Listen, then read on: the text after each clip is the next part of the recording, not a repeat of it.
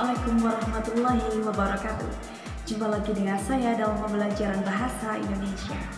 Pada video kali ini saya akan membahas tentang teks editorial. Teks editorial merupakan artikel utama dalam sebuah surat kabar yang berisi sikap atau pandangan redaksi terhadap sebuah permasalahan atau peristiwa yang aktual, fenomenal, dan kontroversial. Aktual berarti berita yang terbaru, terhangat. Fenomenal, berita luar biasa sehingga banyak diulas di berbagai media massa. Kontroversial berarti menimbulkan perdebatan atau pro dan kontra. Pada teks editorial terdapat fakta dan opini penulis. Fakta berarti hal, keadaan, atau peristiwa yang benar-benar terjadi.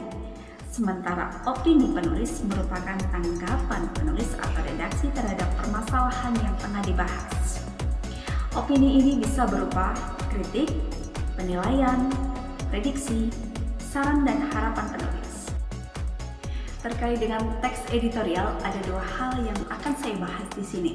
Yang pertama tentang struktur teks editorial, dan yang kedua tentang kaidah bahasa dalam teks editorial. Teks editorial termasuk dalam teks jenis eksposisi, sehingga strukturnya meliputi pengenalan isu, penyampaian pendapat, dan penegasan. Pada bagian pengenalan isu atau tesis, penulis memperkenalkan atau menyajikan peristiwa yang aktual, fenomenal, dan kontroversial yang selanjutnya akan dijelaskan pada bagian atau struktur berikutnya. Struktur yang kedua yaitu penyampaian pendapat. Bagian ini berisi tanggapan redaksi terhadap permasalahan atau isu yang sudah diperkenalkan sebelumnya. Sementara struktur yang ketiga, penegasan. Penegasan ini berupa simpulan, saran, atau rekomendasi yang di dalamnya terselip harapan dari redaksi kepada pihak yang menghadapi persoalan atau isu tersebut. Kaidah bahasa dalam teks editorial yang pertama adalah menggunakan kalimat retoris.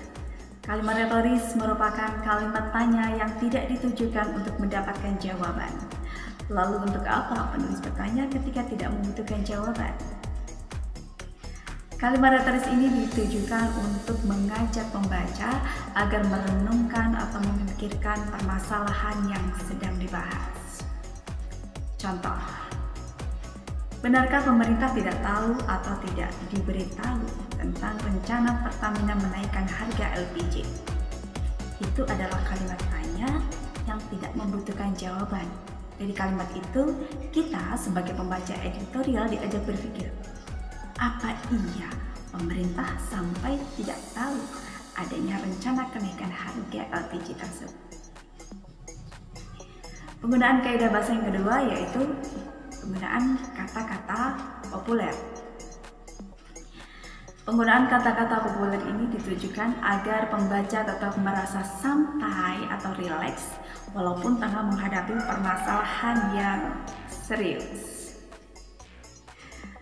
Misalnya, masyarakat menjadi terkaget-kaget dengan adanya kenaikan harga LPG yang tanpa didahului sosialisasi. Di situ ada kata terkaget-kaget. Kesannya membaca itu santai, padahal ini permasalahan yang serius. Gitu ya maksudnya. Kemudian kaidah bahasa yang berikutnya yaitu penggunaan kata tunjuk yang merujuk pada peristiwa, waktu, atau hal yang lainnya. Misalnya, kenaikan harga LPG itu tanpa didahului sosialisasi. Di situ ada kata itu, adalah kata penunjuk. Sementara kaidah bahasa yang terakhir yaitu penggunaan konjungsi kausalitas. Konjungsi kausalitas merupakan konjungsi yang menyatakan hubungan sebab akibat. Contohnya, konjungsi sebab, karena, oleh sebab itu, dan oleh karena itu. Bagaimana? Sudah paham dengan penjelasan tentang struktur dan kaidah bahasa dalam teks editorial? Ya, Penjelasan yang sedikit ini mudah-mudahan bisa membantu dan bermanfaat untuk kita semua. Saya akhiri, wassalamualaikum warahmatullahi wabarakatuh.